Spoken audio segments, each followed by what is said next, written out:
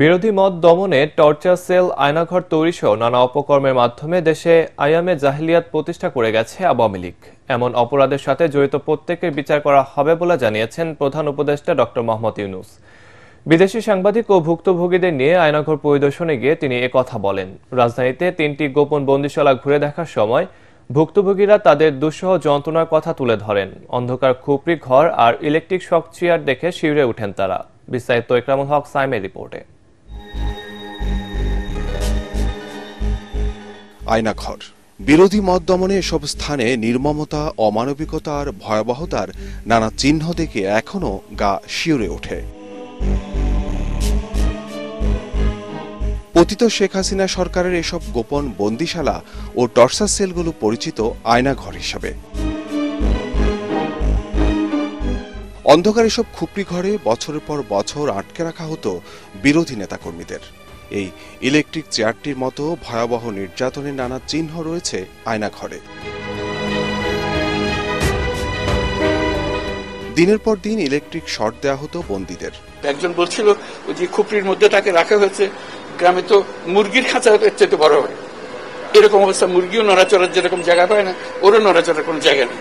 ওকে ব্যবস্থা রাখা হয়েছে, মাসের পর মাস, বছরের পর বছর তাকে ব্যবস্থা রাখা হয়েছে। বসুন্ধরা ডায়াপেন্ট এখন আরো উন্নত। এই হট এয়ার থ্রো টপশিট দ্রুত শোষণ করে সোনামণিকে দেয় কোমল অনুভূতি। গোপন বন্দিশালায় নেয়ার পর হদিস মেলেনি বহু মানুষের। প্রধান উপদেষ্টার কাছে সেরকমই এক নির্মম ঘটনার বর্ণনা দিচ্ছিলেন এই তরুণী। 11 বছর বয়সে মায়ের সঙ্গে বন্দী হন তিনি। বন্দিশালা থেকে তার মুক্তি মিললেও আজও জানেন না তার গর্ভধারিণী কোথায়।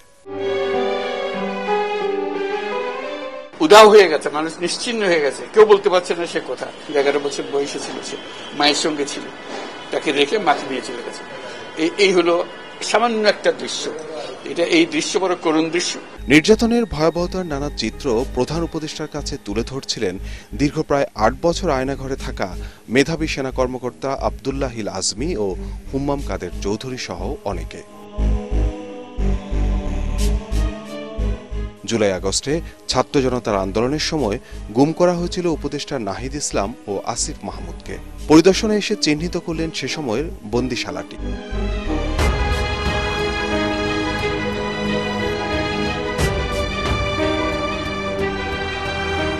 আয়নাঘরের নানা ভয়াবহতার চিহ্ন দেখে হতভম্ব হয়ে যান প্রধান উপদেষ্টা ও উপদেষ্টারা। ফ্যাসিস্ট হাসিনা সরকারের নির্যাতনের ওই ভয়াবহতাকে প্রধান উপদেষ্টা ডক্টর মোহাম্মদ ইউনূস তুলনা করেছেন অন্ধকার যুগের সাথে। আইয়ামে জাহিলিয়াত বলে একটা কথা আছে। এই গত সরকার এই আইয়ামে জাহিলিয়াতকে প্রতিষ্ঠিত করে গেছে সর্বক্ষেত্রে। এটা তার একটা নমুনা। তিনি জানান, দেশ জুড়ে অন্তত 700-800 আয়নাঘর থাকার কথা। ভুক্তভোগীর সংখ্যা 1750-র মতো। আয়নাঘরের বিভিন্ন ভার্সন সারা দেশ জুড়ে আছে। কেউ বলে 700, কেউ বলে 800। এতে সংখ্যাও নিরূপণ করা যায়নি পর্যন্ত। কতটা আছে, কতটা জানা আছে, কতটা অজানা রয়ে গেছে। ন্যায় বিচারটা তার জন্য হয় অতি তাড়াতাড়ি হয়। যে বিচার দীর্ঘসূত্রিতায় পড়ে থাকবে, সেই জন্য এটা থেকে নিষ্কৃতি পায়। এটা আমাদের ফার্স্ট প্রেফারেন্স। বুধবার প্রতিরক্ষা গোয়েন্দা মহাপরিদপ্তরের ডিজিএফআই এর যৌথ জিজ্ঞাসাবাদ সেল, র্যাব 2 ও র্যাব সদর দপ্তরের গোপন বন্দিশালা পরিদর্শন করেন প্রধান উপদেষ্টা। 5 আগস্ট ছাত্র জনতার গণ অভ্যুত্থানে ফ্যাসিস্ট শেখ হাসিনার পতনের পর উন্মুক্ত হয় আয়নাঘর খ্যাত এসব বন্দিশালা। ইকরামুল হক সায়েম, এটিএন বাংলা, ঢাকা। ঢাকাসহ সারা দেশের সব আয়নাঘর খুঁজে বের করা হবে বলে জানিয়েছেন প্রধান উপদেষ্টার প্রেস সচিব শফিকুল আলম। গুম খুনের সাথে জড়িত সবাইকে বিচারের আওতায় আনা হবে বলেও জানান তিনি।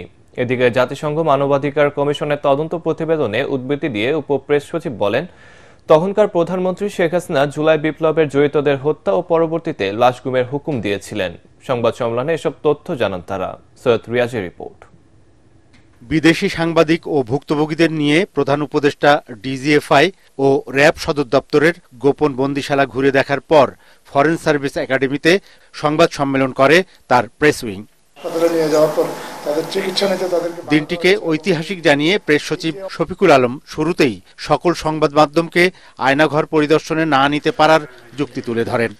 খুবই টাইনি, খুবই ক্ষুদ্র ক্ষুদ্র রুম এবং এটা যে প্যাসেজ খুবই দূর, কিছু কিছু ক্ষেত্রে দেখা যাচ্ছে যে আমরা ইট ভেঙে ওইটার থেকে প্যাসেজ তৈরি করা হয়েছে। তো পুরো বিষয়টা আসলে লজিস্টিক্যালি এটা একটা চ্যালেঞ্জ ছিল। পিআইডি থেকে আমরা ফটোগ্রাফার নিয়েছি, টেলিভিশনে 2টা ক্যামেরাম্যান নিয়েছি এবং আমাদের নিজস্ব যারা প্রেস উইং এর একজন ফটোগ্রাফার ছিলেন উনি ছিলেন। এছাড়া আমরা বাইরের থেকে নিয়েছি আল জাজিরাকে আর নেত্র নিউজ। এ সময় তিনি হুঁশিয়ারি দেন, বিগত সরকারের আমলে গুম খুনের সঙ্গে জড়িত কেউ ছাড় পাবে না।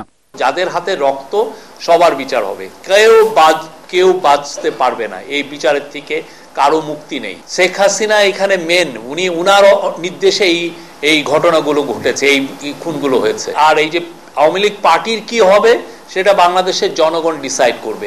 জাতিসংঘ ফ্যাক্ট ফাইন্ডিং কমিটির জুলাই গণহত্যার তদন্ত প্রতিবেদনকে স্বাগত জানিয়ে প্রধান উপদেষ্টার প্রেস সচিব বলেন, ওই হত্যাকাণ্ডের সাথে সাবেক প্রধানমন্ত্রীর সংশ্লিষ্টতার বিষয়টি উঠে এসেছে।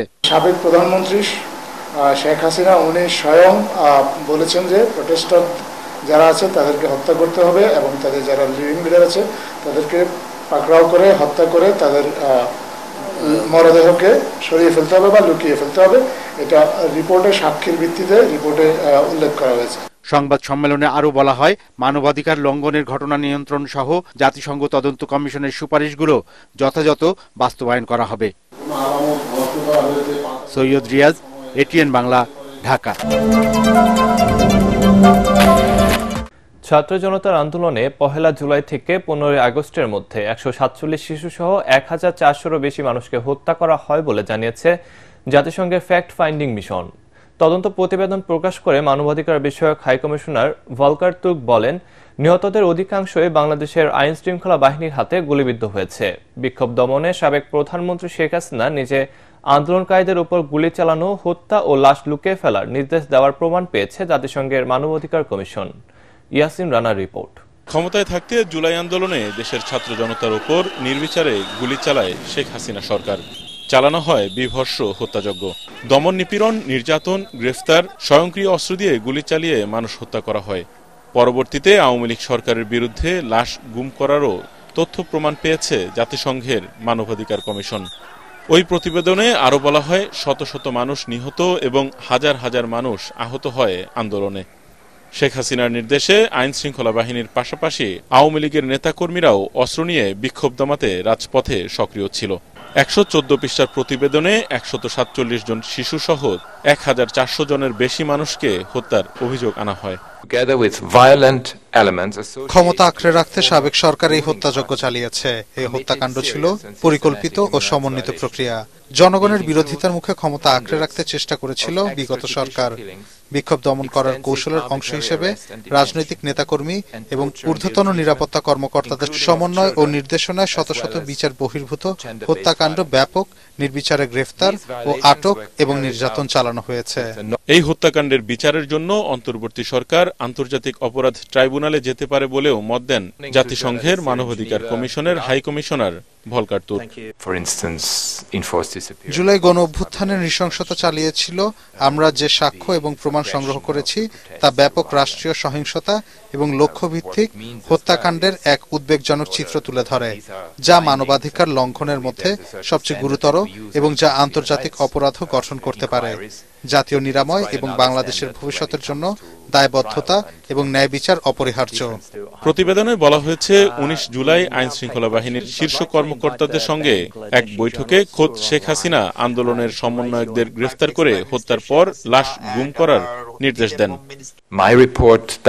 বাংলাদেশের জন্য এগিয়ে যাওয়ার সর্বোত্তম পথ হল একটি বিস্তারিত প্রক্রিয়ার মাধ্যমে এই সময়ে সংগঠিত ভয়াবহ অন্যায়গুলোর সত্য উন্মোচন, নিরাময় এবং জবাবদিহিতার মুখোমুখি হওয়া এবং গুরুতর মানবাধিকার লঙ্ঘনের ধারাবাহিকতার প্রতিকার করা এবং এর পুনরাবৃত্তি যেন আর কখনো না ঘটতে পারে তা নিশ্চিত করা। একাধিক সিনিয়র কর্মকর্তার সাক্ষাৎকার অনুযায়ী শেখ হাসিনা ছাত্র নেতাদের নির্বিচারে গ্রেফতার করতে তখন অনুমোদন দেন। আইন শৃঙ্খলা বাহিনীর সংস্কার এবং র্যাব, এনটিএমসি-কে বিলুপ্ত করার সুপারিশ করা হয় প্রতিবেদনে। As High Commissioner said, there needs to be a prohibition on the use of shotguns with pellets and military weapons in policing public order. We recommend the disbandment of the Rapid Action Battalion, which has been responsible for violations not only during this period, but for many years in Bangladesh. দক্ষিণ এশিয়ার বিভিন্ন দেশে মানবাধিকার লঙ্ঘন তদন্তে জাতিসংঘ fact finding mission গঠনের নজির থাকলেও বাংলাদেশের ক্ষেত্রে এটি প্রথম। ইয়াসিন রানা, এটিএন বাংলা।